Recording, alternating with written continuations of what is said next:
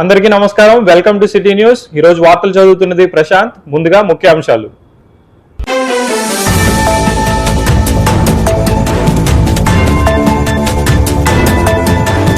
America అధ్యక్షుడు Donald Trump China పర్యటన ముగింపు వేళ ఇరాన్పై తీవ్ర హెచ్చరికలు జారీ చేశారు. ఇరాన్ వెంటనే ఒప్పందానికి రావాలని, స్ట్రెయిట్ ఆఫ్ హార్ముజ్ జలసంధి తెరవాలని ట్రంప్ వ్యాఖ్యానించారు. ఏపీ ప్రభుత్వం బీసీ వర్గాలకు నెలకు 200 యూనిట్ల వరకు ఉచిత విద్యుత్ అందించనుంది. నాయీ బ్రాహ్మణులు, రజకులు, స్వర్ణకారులు సహా బీపీఎల్ కుటుంబాలు ఈ పథకం లబ్ధి పొందనున్నాయి. విశాఖలో తాగునీరు, ట్రాఫిక్ ప్రాజెక్టులపై ఎస్ సురేష్ కుమార్ సమీక్ష నిర్వహించారు. వేసవిలో నీటి కొరత లేకుండా చర్యలు తీసుకోవాలని అధికారులకు ఆదేశించారు. విశాఖ జిల్లాను ప్లాస్టిక్ రహితంగా మార్చేందుకు ప్రజలు సహకరించాలని కలెక్టర్ ఎం అభిషిక్ కిషోర్ కోరారు. సింగిల్ యూజ్ ప్లాస్టిక్ వినియోగాన్ని తగ్గించాలని సూచించారు. భారత్ విజయంలో కీలక పాత్ర పోషించిన ఇషాన్ కిషన్కు బిహార్ ప్రభుత్వం ఘన సన్మానం చేసింది.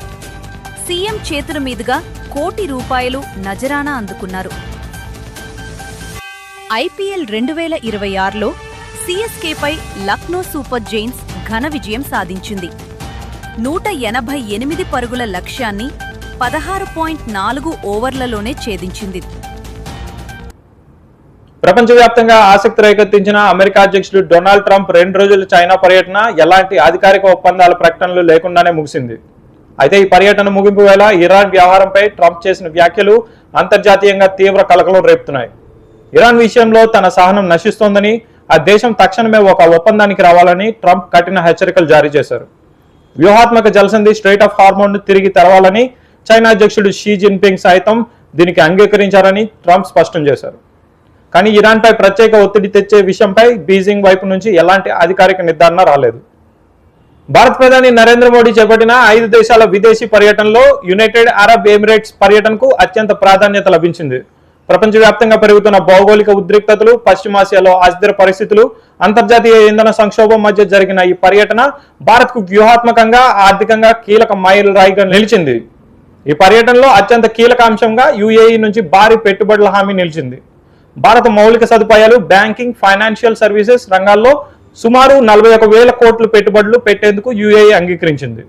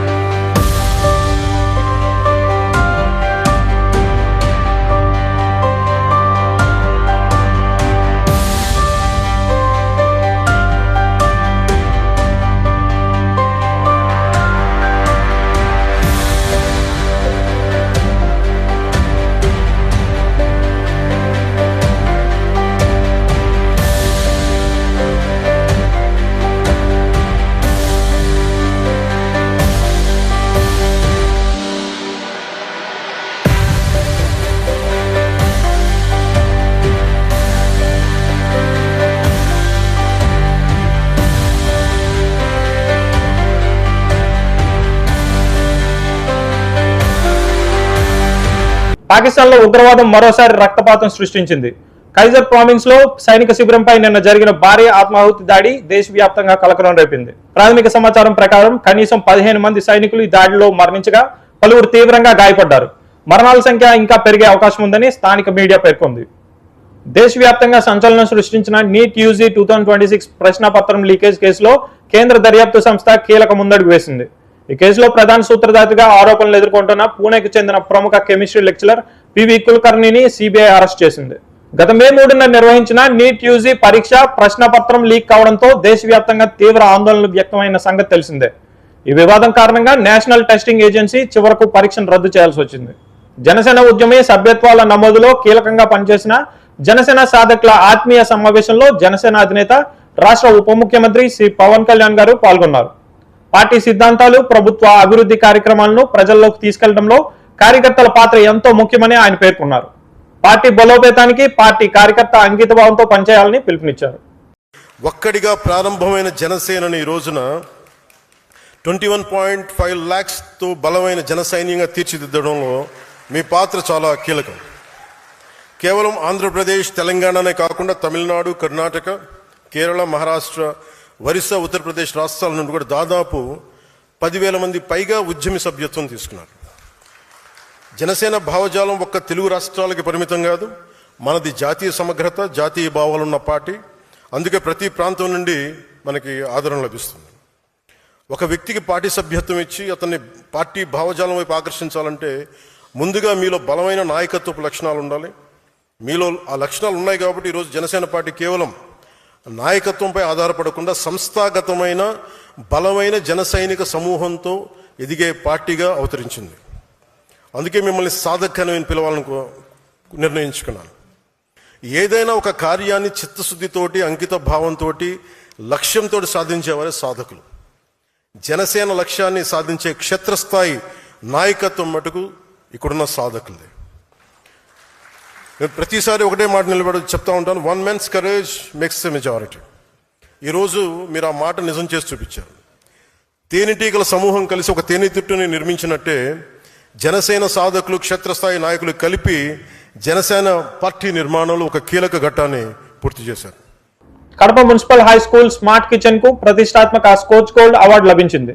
పొగరహిత వంటశాలలతో దేశంలోనే రోల్ మోడల్ గా నిలిచిన ఈ ప్రాజెక్టుకు నీతి ఆయోగ్ నుంచి కూడా మంచి ప్రశంసలు దక్కాయి. 2024 డిసెంబర్లో కడపలో జరిగిన మెగా టీచర్స్ మీటింగ్ లో పాల్గొన్న ఉప ముఖ్యమంత్రి శ్రీ పవన్ కళ్యాణ్ గారితో అధికారులు స్మార్ట్ కిచెన్ ఆలోచన పంచుకోగా ఆయన వ్యక్తిగతంగా 10 లక్షల రూపాయలు విరాళంగా అందించారు. ఈ కార్యక్రమం విజయవంతం కావడంతో ప్రభుత్వం మరో 4 స్మార్ట్ కిచెన్లు ఏర్పాటు చేసింది. ప్రస్తుతం డొక్కా సీతమ్మ మధ్యాహ్న భోజన పథకం కింద రోజుకు 5 స్మార్ట్ కిచెన్ల ద్వారా కడప జిల్లాలో 136 ప్రభుత్వ పాఠశాలల్లో 10,000కు పైగా విద్యార్థులకు నాణ్యమైన భోజనం అందిస్తున్నారు. దేశానికి ఆదర్శంగా నిలిచిన ఈ స్మార్ట్ కిచెన్ ప్రాజెక్టుపై ప్రశంసలు వెల్లువెత్తున్నాయి.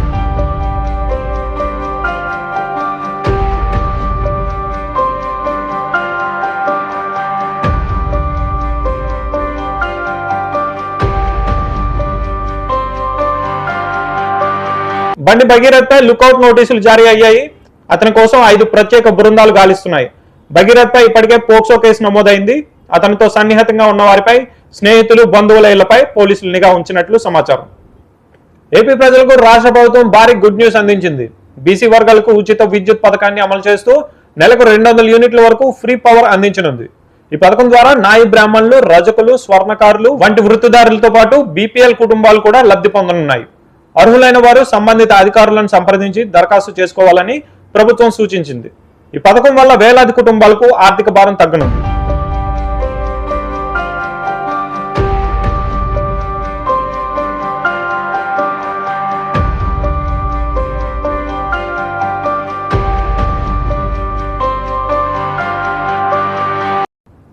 ఏపీలో జాతీయ గుర్తింపు పొందిన ప్రాంతీయ రాజకీయ పార్టీల కార్యాలయాల భూముల లీజుపై రాష్ట్ర ప్రభుత్వం కీలక నిర్ణయం తీసుకుంది. భూముల లీజు కాలపరిమితిని 33 ఏళ్ల నుంచి 66 ఏళ్లకు పెంచుతూ ప్రభుత్వం గత జీవోలో సవరణలు చేసింది. ఈ కొత్త నిబంధనలు గతేడాది నవంబర్ 13 నుంచి అమల్లోకి వచ్చినట్లు స్పష్టం చేసింది. ఇందులో భాగంగా కర్నూలు జిల్లా కేంద్రంలో టీడీపీ పార్టీ కార్యాలయ నిర్మాణానికి 1.5 ఎకరాల భూమిని లీజుకు ఇస్తూ రెవెన్యూ శాఖ తాజా జీవో జారీ చేసింది. విశాఖపట్నం అకైపాలెంలో మే 14న జరిగిన పిల్ల పార్వతి హత్య, దోపిడీ మిస్టరీని పోలీసులు వేగవంతంగా ఛేదించారు. మృతురాలి భర్త షాపులోనే సెలూన్ నడుపుతున్న గన్నవరపు రాము అద్దె బాకీ అడిగిందనే కోపంతో ఆమెను గొంతు నులిమి చంపాడు. అనంతరం 5 తులాల బంగారం దోచుకొని హైదరాబాద్ పారిపోతుండగా రైల్వే స్టేషన్లో పోలీసులు పట్టుకున్నారు. సీసీటీవీ ఫుటేజ్ ఆధారంగా నిందితుడిని అరెస్ట్ చేసి బంగారం స్వాధీనం చేసుకున్నారు. ప్రధాని నరేంద్ర మోడీ 5 దేశాల పర్యటనలో భాగంగా యుఏఈ పర్యటన ముగించుకొని శనివారం నెదర్లాండ్స్ లో అడుగుపెట్టారు. అక్కడ అడ్జటెంట్ జనరల్, మహారాజా military household chief, Dutch విదేశాంగ మంత్రి స్వాగతం పలికారు. హోటల్ కు చేరుకున్నాక హేగ్ లో ప్రవాస భారతీయులతో సమావేశమై సాంస్కృతిక శాస్త్రీయ ప్రదర్శనలను వీక్షించారు. నెదర్లాండ్స్ లో టెక్, ఇంధన, వాణిజ్య సంబంధాలను పెంపొందించే దిశగా మోడీ చర్చలు జరుపనున్నారు.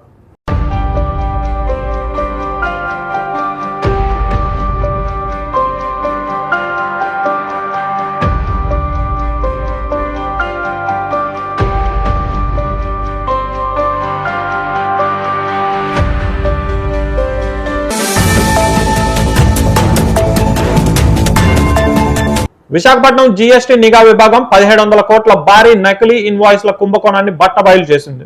ఈ స్కామ్ వెనుక ఉన్న మాస్టర్ మైండ్ దంట్ల ఆదిరెడ్డి అలియాస్ అంజిరెడ్డిని అధికారులు ఆర్థిక ట్రాకింగ్ ద్వారా శనివారం అరెస్ట్ చేశారు.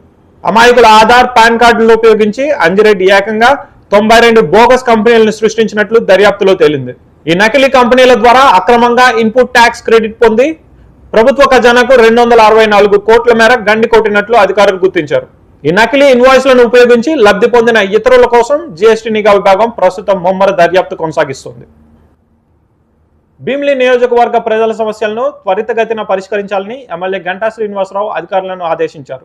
శుక్రవారం ఎంబీపీ కాలనీలో తన క్యాంప్ కార్యాలయంలో నిర్వహించిన ప్రజా సమస్యల పరిష్కార వేదికలో ఆయన మధురవాడ, భీమిలి జోన్లు, ఆనందపురం, పద్మనాభ మండలాల నుంచి వచ్చిన స్థానికుల నుంచి వినతులు స్వీకరించారు. రోడ్లు, డ్రైనేజీల నిర్మాణం, ఇళ్ల పట్టాల క్రమబద్ధీకరణ, దోబిఘాట్ నిర్మాణం వంటి పలు సమస్యలను ఎమ్మెల్యే దృష్టికి తీసుకువెళ్లారు. ఈ సమస్యలపై సానుకూలంగా స్పందించిన గంట తగిన చర్యలు చేపట్టాలని అధికారులను సూచించారు. విశాఖలోని శ్రీహరిపురంలో శనివారం జాతీయ డెంగ్యూ దినోత్సవ వేడుకలు ఘనంగా జరిగాయి. జీవీఎంసీ వెస్ట్ జోన్ జిల్లా మలేరియా విభాగాల సంయుక్త ఆధ్వర్యంలో జరిగిన ఈ కార్యక్రమానికి ప్రభుత్వ విప్, స్థానిక ఎమ్మెల్యే గణబాబు ముఖ్య అతిథిగా హాజరై అవగాహన ర్యాలీని ప్రారంభించారు. ప్రపంచవ్యాప్తంగా డెంగ్యూ కేసులు పెరుగుతున్న నేపథ్యంలో ప్రజలు తమ ఇల్లు, పరిసరాల్లో నీరు నిల్వ ఉండకుండా చూసుకోవాలని, తద్వారా దోమల ఉత్పత్తి అరికట్టి డెంగ్యూ రహిత విశాఖ నిర్మాణానికి సహకరించాలని ఆయన పిలుపునిచ్చారు. విశాఖలో జీవీఎంసీ పరిధిలో 24/7 తాగునీటి సరఫరా, desalination plant, integrated traffic management వంటి అభివృద్ధి ప్రాజెక్టులపై రాష్ట్ర పురపాలక శాఖ ప్రధాన కార్యదర్శి ఎస్ సురేష్ కుమార్ శుక్రవారం సమీక్షించారు. భీమిలి, అనకాపల్లిలో ఎస్టీపీల ఏర్పాటుకు ప్రతిపాదనలు సిద్ధం చేయాలని, వేసవిలో తాగునీటి సమస్య లేకుండా చూడాలని అధికారులను ఆదేశించారు. పారిశుద్ధ్యం, వీధి లైట్ల నిర్వహణ, ఆస్తి పన్నుల వసూళ్లపై ప్రత్యేక దృష్టి సారించాలని సూచించారు. పర్యావరణ పరిరక్షణ లక్ష్యంగా విశాఖపట్నం జిల్లాను ప్లాస్టిక్ రహితంగా మార్చాలని జిల్లా కలెక్టర్ ఎం అభిషిక్త్ కిషోర్ ప్రజలకు పిలుపునిచ్చారు. స్వర్ణాంధ్ర స్వచ్ఛాంధ్ర కార్యక్రమంలో భాగంగా ఈ నెల 16న జిల్లా వ్యాప్తంగా ప్లాస్టిక్ ఫ్రీ స్టేట్ కార్యక్రమాన్ని నిర్వహిస్తున్నట్లు ఆయన ప్రకటించారు. సింగిల్ యూజ్ ప్లాస్టిక్ వల్ల డ్రైనేజ్ వ్యవస్థ దెబ్బతినడంతో పాటు ప్రజారోగ్యానికి ముప్పు వాటిల్లుతోందని కలెక్టర్ ఆందోళన వ్యక్తం చేశారు. ప్రజలు ప్లాస్టిక్ సంచులకు బదులుగా వస్త్ర, జూట్ సంచులను వాడాలని సూచించారు. విశాఖ పశ్చిమ ఎమ్మెల్యే గణబాబు ఇంధన పొదుపు, పర్యావరణ పరిరక్షణపై అవగాహన కల్పించేందుకు వినూత్న నిర్ణయం తీసుకున్నారు. ప్రధాని మోడీ పిలుపు, సీఎం చంద్రబాబు ఆమోదించిన నా దేశం నా బాధ్యత తీర్మానం స్ఫూర్తితో ఆయన తన అధికారిక వాహనాన్ని పక్కన పెట్టి నో వెహికల్ డేను పురస్కరించుకొని నియోజకవర్గంలో బ్యాటరీ వాహనంపై పర్యటించారు. ఇంధన వినియోగాన్ని తగ్గించి సోలార్ ఎనర్జీ, ఎలక్ట్రికల్ వాహనాలు వాడకాన్ని పెంచాలని ఆయన ప్రజలకు పిలుపునిచ్చారు. ఈవీలో ఆయన పర్యటించిన వీడియో ప్రస్తుతం సామాజిక మాధ్యమాల్లో వైరల్ అవుతోంది.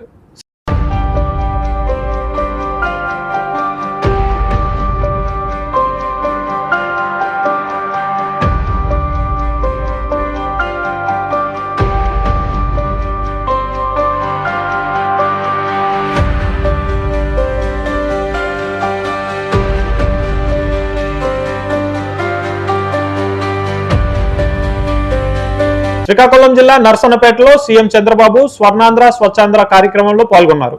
ఈ సందర్భంగా ఏర్పాటు చేసిన పలు స్టాళ్లను ఆయన సందర్శించారు. ఈ కార్యక్రమంలో ఆసక్తికర ఘటన చోటు చేసుకుంది. CM Chandrababu royal Enfield bike పై హెల్మెట్ వేసుకొని ఫోటోలకు ఫోజులు ఇచ్చారు. తాను చిన్నప్పుడు ఈ బైక్ ను నడిపానని సీఎం చంద్రబాబు గుర్తు చేసుకున్నారు.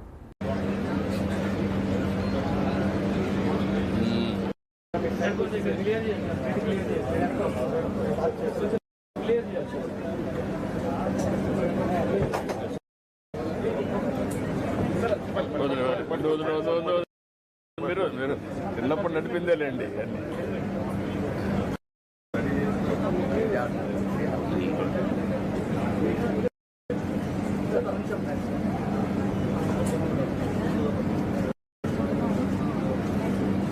నెక్స్ట్ డే తయారని ఇక్కడ తీసుకుంటాం. నెక్స్ట్ మ్యానుఫ్యాక్చరింగ్ శ్రీకాకుళం తీసుకుంటారు. అన్ని అటెల్ మీరు కంప్లీట్ చేస్తే కదా.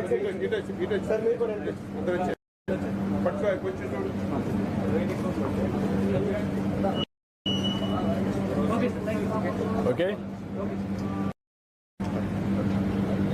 విశాఖ నగర పోలీస్ కమిషనర్ ఆదేశాల మేరకు శుక్రవారం రాత్రి సెంట్రల్ పార్క్ లో 2 టౌన్ పోలీసులు అవగాహన కార్యక్రమం నిర్వహించారు.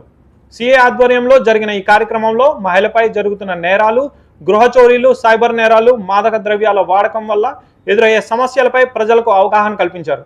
అపరిచితుల పట్ల అప్రమత్తంగా ఉండాలని, అనుమానాస్పద వ్యక్తులు లేదా సంఘటనలు కనిపిస్తే వెంటనే పోలీసులకు సమాచారం అందించాలని సూచించారు.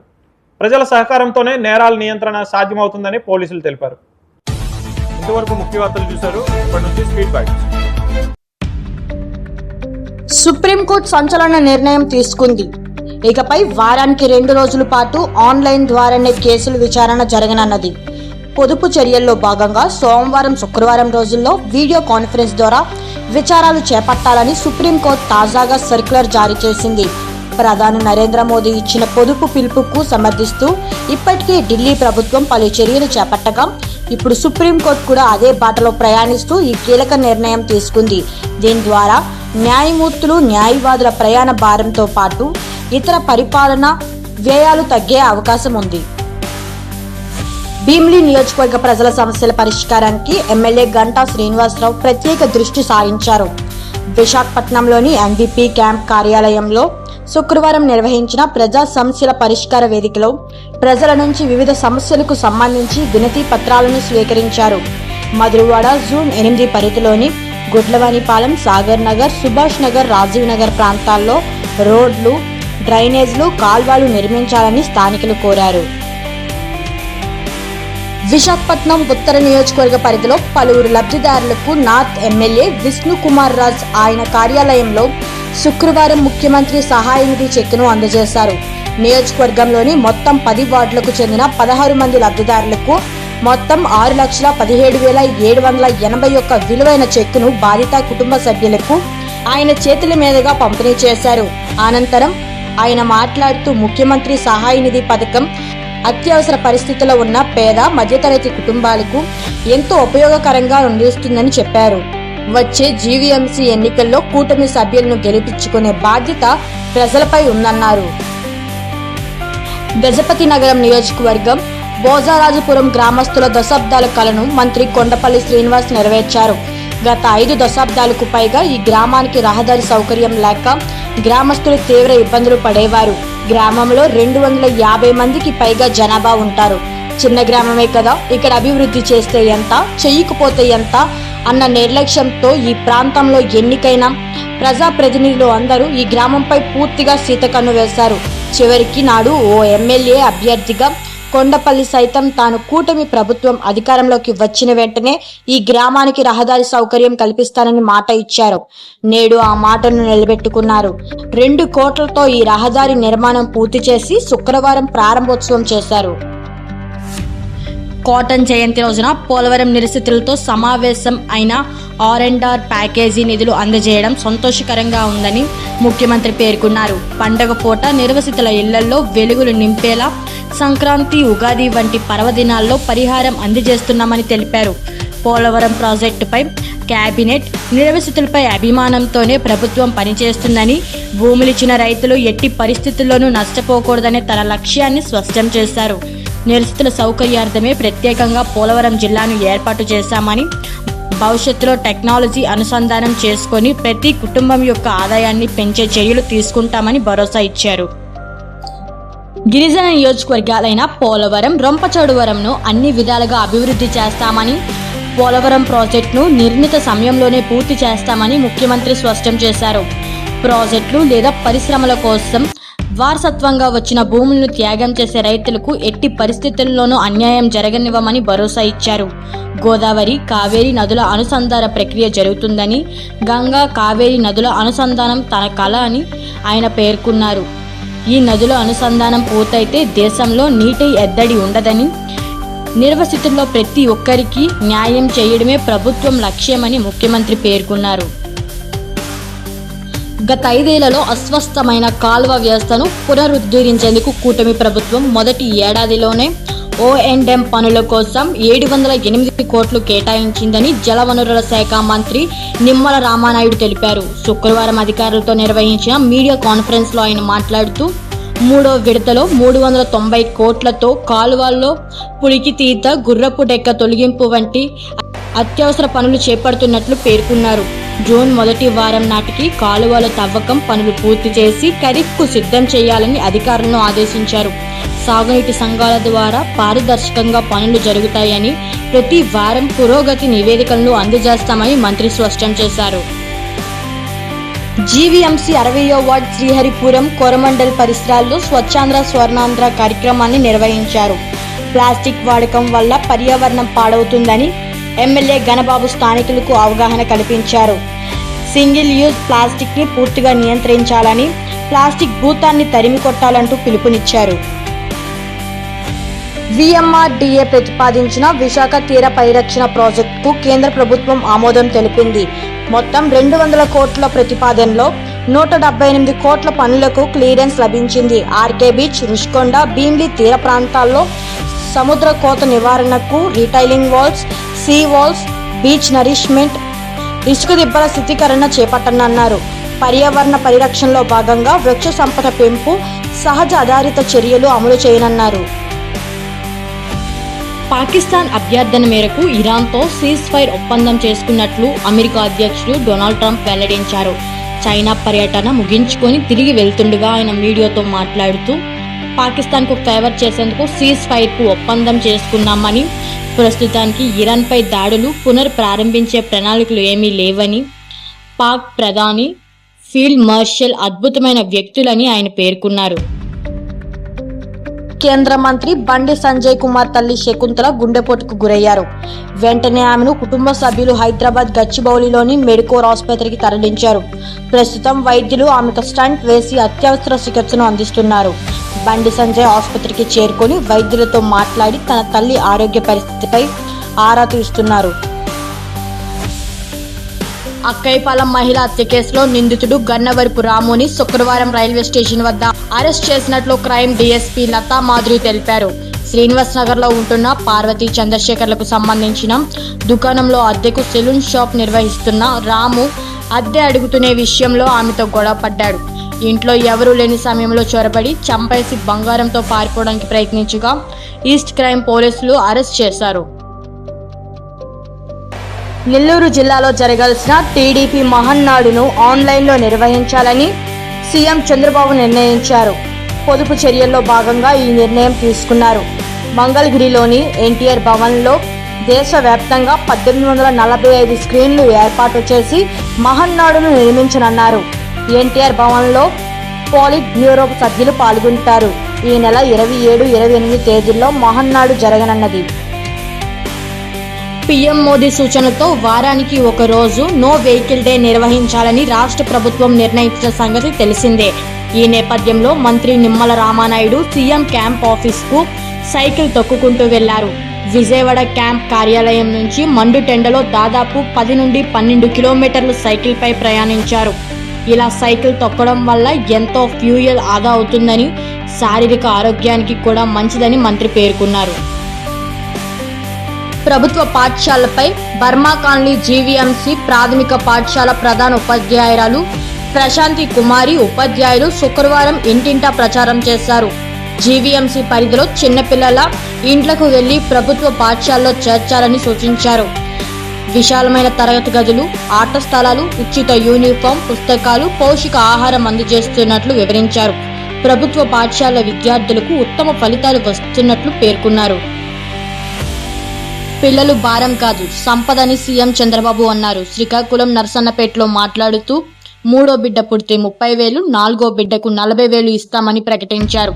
త్వరలోనే దీనిపై విధి విధానాలు ప్రజల ముందుకు తెస్తామన్నారు. ఈ విషయం చెప్పగానే సభకు వచ్చిన వారంతా కేకలు వేశారు.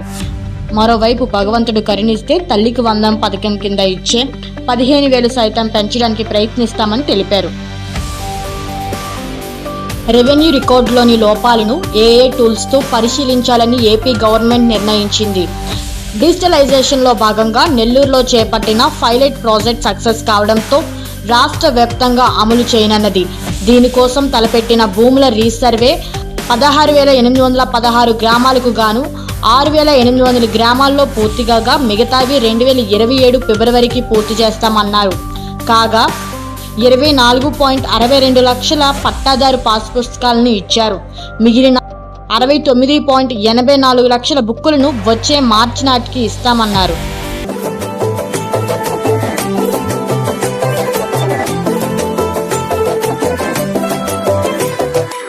Mega power star Ram Charan, Buchi Babu Sana combination లో వస్తున్న pan India sports action drama Peddi June 4న విడుదల కానుంది. మే 18న ముంబైలో థియేట్రికల్ ట్రైలర్ లాంచ్ కు ముందే మేకర్స్ రోజుకో సర్ప్రైజ్ ఇస్తున్నారు.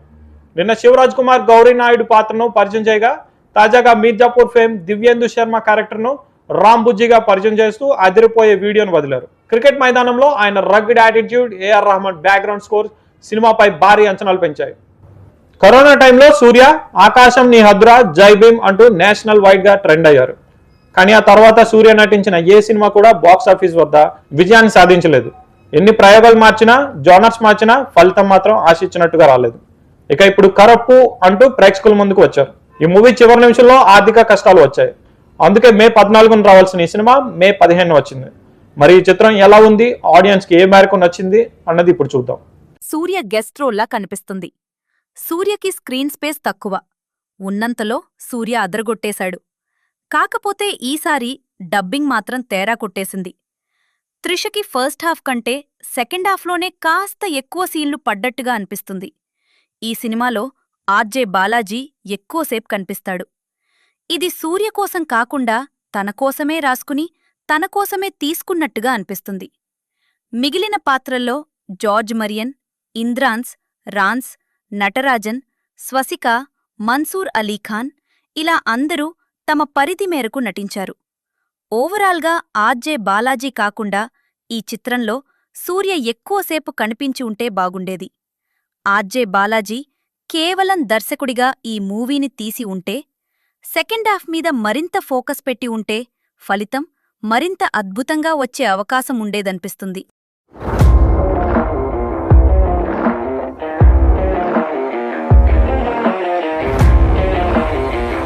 టీమిండియా క్రికెటర్ ఇషాన్ కిషాన్ కు బీహార్ సీఎం సామ్రాట్ చౌదరి సత్కరించారు. భారత్ టీ20 వరల్డ్ కప్ గెలుపులో కీలక పాత్ర పోషించినందుకు గాను ₹1 కోటి నజరానా అందజేశారు. ఈ టోర్నీలో ఇషాన్ 193 స్ట్రైక్ రేట్ తో 317 రన్స్ చేశారు. ఫైనల్లో 25 బంతుల్లోనే 54 పరుగులు చేశారు. బీహార్ రాజధాని పాట్నాలో జన్మించిన ఇషాన్ డొమెస్టిక్ క్రికెట్ లో జార్ఖండ్ కు ఆడనున్నారు. IPL 2026 సీజన్ లో భాగంగా శుక్రవారం రాత్రి జరిగిన 59వ మ్యాచ్ లో లక్నో సూపర్ జైంట్స్ సునాయాసంగా ఘన విజయం సాధించింది. హోరాహోరీగా సాగుతుందనుకున్న ఈ పోరులో లక్నో ఏకపక్షంగా 188 పరుగుల భారీ లక్ష్యాన్ని లక్నో ఆటగాళ్లు కేవలం 16 ఓవర్లలోనే ఊదేయడం విశేషం. ఈ ఓటంతో సిఎస్కే ప్లే ఆఫ్స్ అవకాశాలు తీవ్రంగా దెబ్బతిన్నాయి. సిఎస్కే ఓటంతో ప్లే ఆఫ్స్ రేసు ఒక్కసారిగా మారిపోయింది. IPL కీలక దశకు చేరుకుంది. ప్లే ఆఫ్ సమీకరణలు మారుతున్నాయి. ఖాయం అనుకున్న జట్లకు జలక్ తప్పటం లేదు. ఇదే సమయంలో పాయింట్ల పట్టికలో మార్పులు జరుగుతున్నాయి. పాయింట్లలో తొలి 2 స్థానాల్లో ఉన్న జట్లు వేచి చూడాల్సిన పరిస్థితి. లక్నో చేతిలో చెన్నై ఓటంతో ఆ జట్టు ప్లే ఆఫ్ ఛాన్స్ కష్టంగా కనిపిస్తోంది. దీంతో ఏ జట్టు ప్లే ఆఫ్ చేరుతుందనే ఉత్కంఠ పెరుగుతుంది.